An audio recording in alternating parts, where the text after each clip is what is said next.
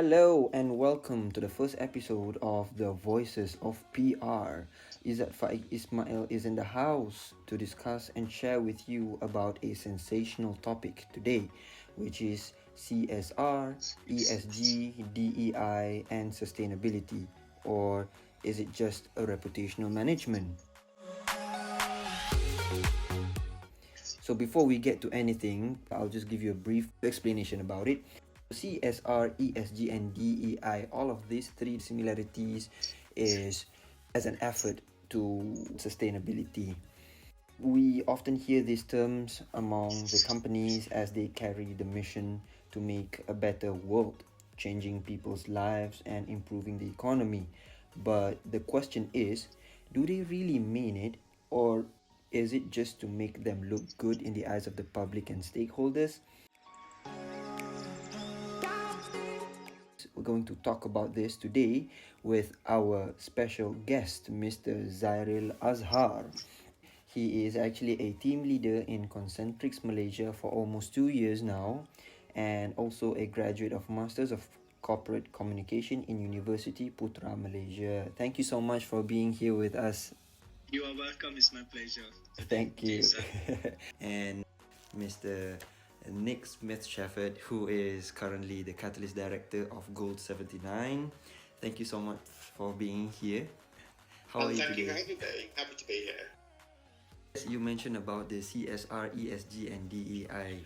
Could you explain a little bit about it and how can these elements contribute to sustainability? Absolutely. So, interestingly, things like CSR, ESG, and DEI, particularly at the moment, labelled as a waste of time. But interestingly, things like Target in the US, big retailer, them dropping DEI has had a direct impact on profits and sales, because actually it's not a thing about doing things for the sake of it. It's part of a business's DNA. CSR, corporate social responsibility, is that overarching philosophy. Companies self-regulating themselves and committing to be behaving ethically and contributing to economic development, but also about improving the quality of life for employees, communities, stakeholders, the planet. We all have to operate in an ecosystem, but equally it is directly linked to business success. ESG, obviously there's lots of laws in place depending on which country you are, but that's very much about environmental, social and governance. It's very metric driven, it's how we measure our responsibility. Consumers, they expect businesses to not be polluting their backyard and their country and their countryside. And then DEI is a very thing close to my heart, which is all about diversity, equity and inclusion. It's been positioned as, if you are a DEI business or employer, you are favouring people of colour, or people within the LGBT community. What they're saying is that I would have an unfair advantage getting a job over somebody else. It's not about that. It's all about levelling the field. It's all about giving people an equal chance to get a job. And I think that's the whole point. CSR, ESG, DEI drive sustainability. CSR is termed for the corporate social responsibility, which wherein the company's commitment actually to operate ethically and contribute positively to society and also to the environment. ESG actually refers to a set of criteria used to evaluate companies' operations and also performance in three areas, which is environmental, like I'm saying just now. Mm-hmm. So actually its impact on the planet, as example, carbon emission, resource usage, and etc. Mm-hmm. And for the social, mostly into the people, like relationships with employees, mm-hmm. or maybe the suppliers to our vendor, customers, and also the community surrounding. And for the governance, actually, is more to the leadership, right? Like executive pay, maybe the audits, internet control, shareholders' right. So all those criteria include in the governance. Thank you. That's brilliant. I think that also explains how sustainability is an important criteria in managing reputation as well. Because when the people out there know that a company is doing the CSR, ESG, and DEI. They know that they are sustaining the planet, the environment, and even the people everywhere. So it is actually explaining a lot about it. Is it possible for a company to receive a negative feedback after a campaign or a promotional campaign is launched? And do they really relate to the company's reputation? Yeah, absolutely. So, interesting, we work with businesses of all different shapes and sizes, but, when they come to us and they say, we want to promote ourselves as a sustainable business, we go, why? Prove it. Because we are not going to launch any sort of marketing campaign if you are doing it just to look better. So we do have some clients, so for example, Cauldron Foods is one of our clients that we work with, and sometimes we get kickback saying that they're a sustainable business, but their food is packaged in plastic. Unfortunately, it's the only way to package it. We were called out by somebody in the media, and what was potentially a crisis, we just went back and looked and went, there is not the ability to package. However, it's all made from recycled plastic and is still recyclable. And that's the thing, no business in the world, I would say, is entirely sustainable. However, as long as you are doing everything within your power, then you're still much further ahead than lots of other businesses. For me, public response is a key part of how campaigns are evaluated. And in today's social media-driven environment, feedback can be instant and also widespread. The company's reputation depends on actually a few things. The first thing is maybe the nature of the feedback. Is it about genuine mistake? Or it's just a mixed opinion? Mm-hmm. And also, second, we also need to know about the company response, how the company reacts to the feedback. Mm-hmm.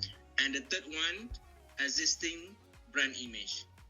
If a brand is already trusted and respected, it may weather criticism better than one with a shaky reputation. Mm-hmm. And number 4 is about the audience and cultural context, because some campaigns might be received differently in different markets or by different demographics. Mm-hmm. So for me, feedback, especially negative, can be tied to reputation, but it's also opportunity to strengthen if handled right.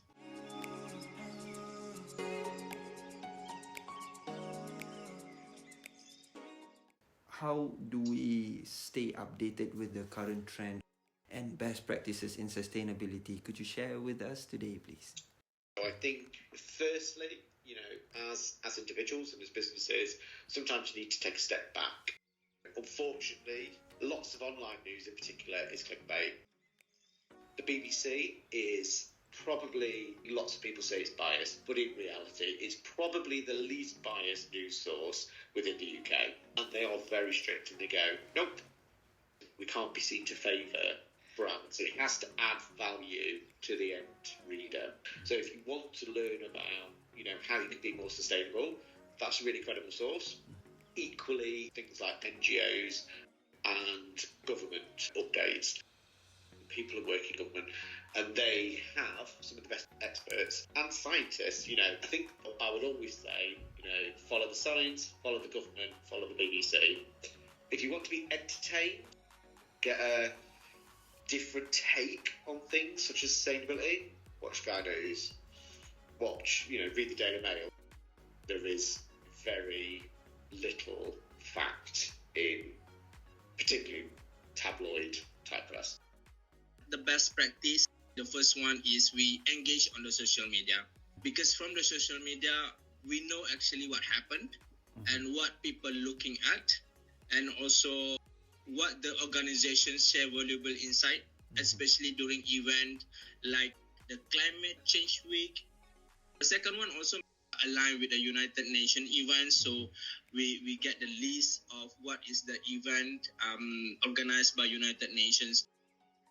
June 7, for example. Mm-hmm. So UN organized World Oceans Day. In line with the World Ocean Days, we also organized our World Ocean Day in Malaysia. Mm-hmm. We went to Pulau Pangkor last year in June, where we do a tree planting and also release turtle. And besides that, we also do the some conference and also webinar to have a great learning how to handle and manage the sustainability events. Okay, thank you so much. I'm so intrigued by the 2 points that you've mentioned for this question. Engaging in social media and also to follow the UN events, because not only I can help with the sustainability effort, but also I can go and travel with friends and have some good times while doing the sustainability effort. Thank you so much. We talked about receiving feedback, sustainability trend, and everything. So now we are going towards the end of the session. So to wrap up the insightful session for today, could you share with us some useful tips in planning or executing this CSR, ESG, and DEI for the company that can help in managing reputation? Absolutely. So I think we covered a little bit of it, but first one is honesty is the best policy. You need to have a cold, hard look at where you're at and are you doing it for the right reasons? If you're going to be committing to being a sustainable business, it can't be one press release, it can't be one campaign. You've got to make sure it runs through the entire business, and it's got to be something that you commit to long term. Otherwise, it's a PR stunt. The last point is be prepared to be called out, and don't take it personally, because no business is fully sustainable. They're just not.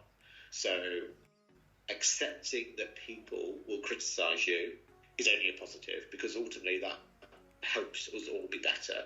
Don't pat yourself on the back because you're a B Corp. Don't pat yourself on the back because you've switched to recyclable packaging. Take it as this is a really positive step, but it's one step in a very long journey. For me, the tips in planning or executing CSR, we have to start with authenticity. Why? Because for me, only pursue initiative that genuinely aligned with your company's value, cultures, and also core business is very important, because audience can spot virtual signaling, also greenwashing from a mile away. Authenticity will lasting reputation for me. And the second one is we have to set clear, measurable goals.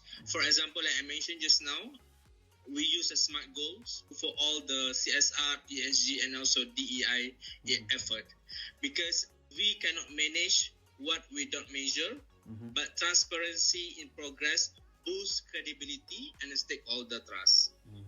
All right, and the third one is engage employees and also the stakeholders early. Like I said, I'm one of the employee engagement, so this is our effort to ensure all the employees in concentric engage with the sustainability event, because involve diverse internal and also external voice in planning stages. Maybe from there we can get the idea from there to what kind of event we can conduct and what kind of campaign that we can create, and we can do partnership. For those companies who would like to do a sustainability event, collaborate with NGO, maybe DEI consultants, or maybe environmental experts or social justice advocates. So this actually bring expertise and also community credibility and stronger impact, especially in sensitive areas. Like I said just now, we have challenges in terms of the culture and so also religions. By doing a partnership with the local community, so maybe they can advise us before the event started, so that we can reduce this challenge, or maybe the conflict will not happen on that day. Thank you so much for the insightful sharing about the topic today. And now we have come to the end of the episode, and I hope that all our listeners, including myself, are able to pick up a point of two, and hoping that the session will be beneficial as possible. Until we meet again in the second episode of The Voices of PR. Thank you so much. Thank you, everyone, and stay safe.